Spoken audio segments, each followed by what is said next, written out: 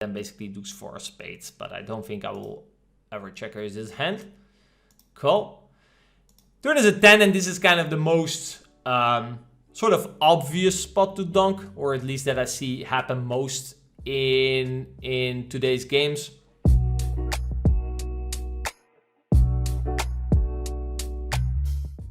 Welcome back, my fellow donk betting friends. We are going to continue this donk betting series where we left off, trying to bluff a bit too easy with 4 high. Now, if you think I will succeed, hit that thumbs up button, leave a comment down below, and without further ado, let's get back to the donking. Basically, I don't think we don't have any blockers to a flush or to any strong hands for that matter. So I don't think if we decide to bluff the river, I think we should not bet too big. I don't mind actually blocking again. Okay, I went for a, what is this, like 2/3, 3/4 bet. Basically, I'm saying I have a decent 10. That's kind of the thing, right? With this sizing, I would have actually preferred the smaller sizing so I can still value bet like I had like 10-6 suited or something. But you know, betting a little bit bigger to make bit too easy fold is probably also not the worst ideas. So, and he did indeed decide to fold, winning a little pot here with the deuce 4. And I think this is probably the hand that you guys could most identify with playing in the same manner. Okay, this is something that I see quite often at the tables. Another hand, we're gonna go in limp call territory, just like the first hand versus the Baron. This time we're facing against Tough Shark. I decided to make a little lead on the flop. Tough Shark decided to tag along. And we turn a 9, which is quite good, as we have now an open-ended straight draw. Basically sort of the nut turn, except for a queen. And I decide to block again. Again, could use a split.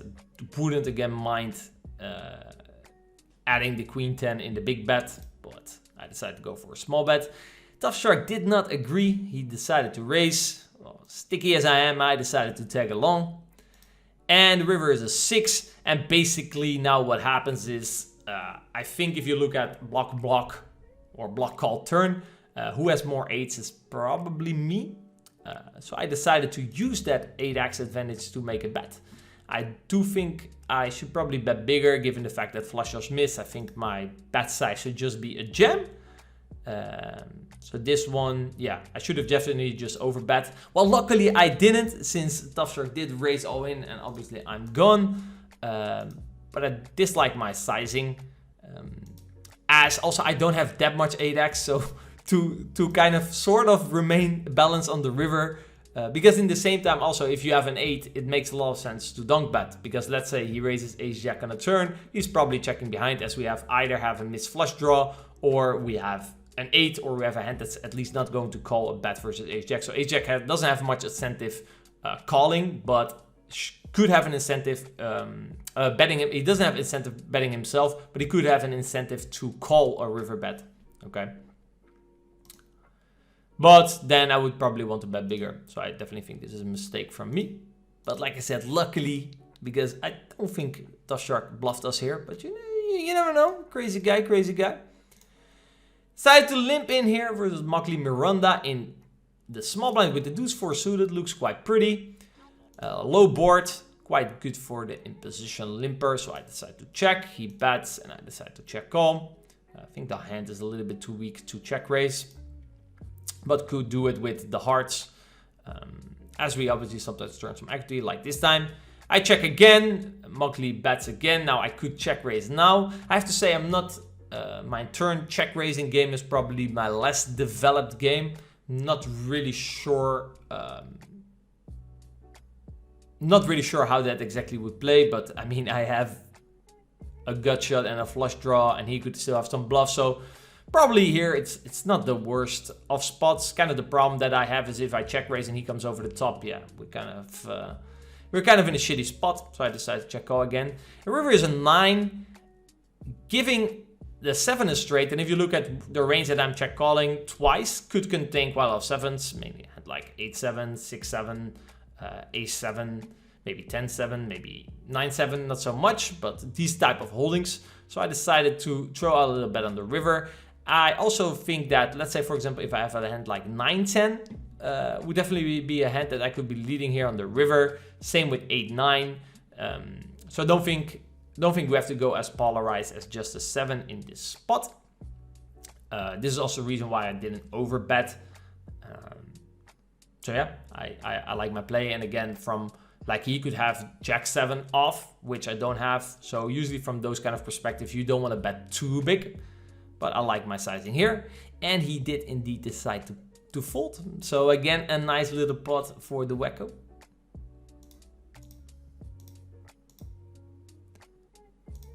Mr. Sherdog on the button opening. We have the Jack-8 off. We decide to defend. 4-5-6 flop. You already know what time it is. It's donkey time. So the TheWakko decides to donk. Mr. Sherdog decides to tag along. And on the turn, we're kind of going to be splitting again. I decide to block. We talked about this earlier. I think if I have a hand like 7-9, for example, or a 2-pair or a set, those would all be good hands to start overbetting. Actually, a set or 2-pair, maybe not that much. Probably 2-pair not. But if I have a set or straight, I would definitely be overbetting together with like some stronger draws than Jack-8, but I think Jack-8 is fine for a 1/3. And Mr. Sherdog calls. And the river is a 6, and I can go two ways again. I can either block again, which is an option, basically saying that I'm still value betting very thin. Or I can say, listen, my friend, I have the advantage already since the flop, and now it's time to utilize on that. I definitely have a big 6x advantage, and I'm going to use that to put quite a lot of pressure on you. And I went kind of for the last one, and Mr. Sherdog did decide to fold. Guys, I didn't necessarily select these hands that they also actually had to fold. This was just the nature of the spots that came back when I looked for like dunk betting lines, which obviously not, like texture is quite important. And certain runouts have to also be favorable. So it's not like the most frequent spot in the world, but I think it's definitely something that if you start to understand and implement in your game, it's definitely a win rate booster. Deja vu, Sherdog again. And we have the Queen-8 time. Queen-8 this time. We did make a little promotion from the Jack-8 to the Queen-8. And we have actually a certain sort of similar board, and I will use a similar strategy. And Measure Dog is also using a similar strategy so far. And the river now is a 3. And this is quite a good card for us, obviously. And here we can go two ways again. We can again bet small, saying that we are still betting like a jack or 2-pair. But actually I think he doesn't have much 7s. I think a lot of 7s in his range would raise the flop. So I think if I have a set or 2-pair, I can still just bet big. A deuce is also not that relevant, probably more likely in my range. So I think my range in general can just bet very big here, which I did do. Went for the overbet and trying to get another pot in. And it did indeed work again, guys. Sherdog laid it down and we won a nice little pot again here with the Queen-8. We open the Jack-10 suited, get called here on the button. We're playing heads up. I decide to throw out a little c-bet with some backdoor potential. Not really a spot I'm going to do a lot of c-betting, but I think a low frequency is fine. And then this hand I think is a fine candidate. I get called and on the turn is a 9. And I decided to continue barreling. I don't think on the turn we're going to use a lot of small bets. So I prefer to kind of split my range into a big bet, small bet, like all my team value bets. I think I will now just be checking. I don't really see much value twice. And on the turn, actually, we get raised, which is quite a strong line from our opponent. But it's also a line where I think Villain's range is lacking certain hands. I thought there was still a chance that we actually might have the best hand some of the time, believe it or not. I think a hand like 5-4 suited or 5-6 suited is likely. I don't think flush draws are very likely. Maybe our jack and 10 is sometimes live. Maybe he turns a hand like, I don't know, 7-6 or something into a bluff. And if he does have a strong hand, let's say he does have a set, he could raise that on the flop. If he turned a set, that's very likely, or he turned 2 pair with a hand like ace-9 suited. But we still have a couple of outs to the nuts. And you guys already know what's coming, as this is a very dunk bet related video. The river is the 4 of clubs and I decide to shove my stack in. I think that if you look at the range that I'm betting the flop with, bet calling the turn with, it doesn't really contain a lot of bluffs. If I indeed had 5-6, I now have a straight. So basically 8-10 suited, which I probably actually won't be opening from this position.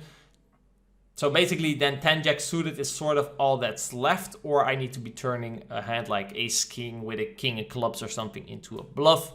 Actually remember this hand that he timed for ages before calling with the ace-9. Well, I think the timing in this hand is quite important. If he snap calls you with ace-9, then I should definitely label this as a very bad bluff.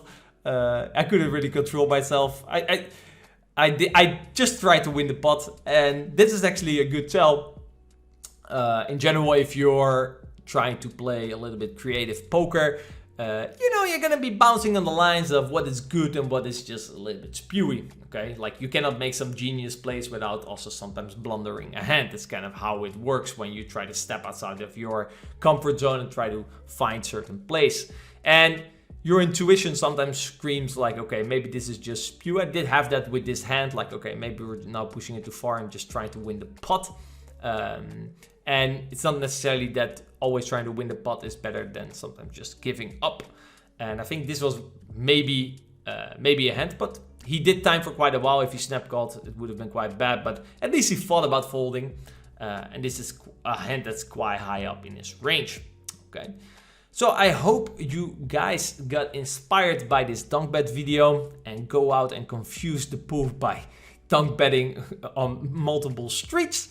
In general, I like that about dunk betting, as it's not really the most common thing that I see. It kind of throws your opponents off guard. It makes them face something that they are not used facing. And in my opinion, that is a spot where people can definitely make mistakes. Okay, because I don't have much experience in that spot. Whereas if you have studied how to play these kind of spots well, then you can definitely have a big advantage. All right, I wish you guys a lot of luck and thank you for watching.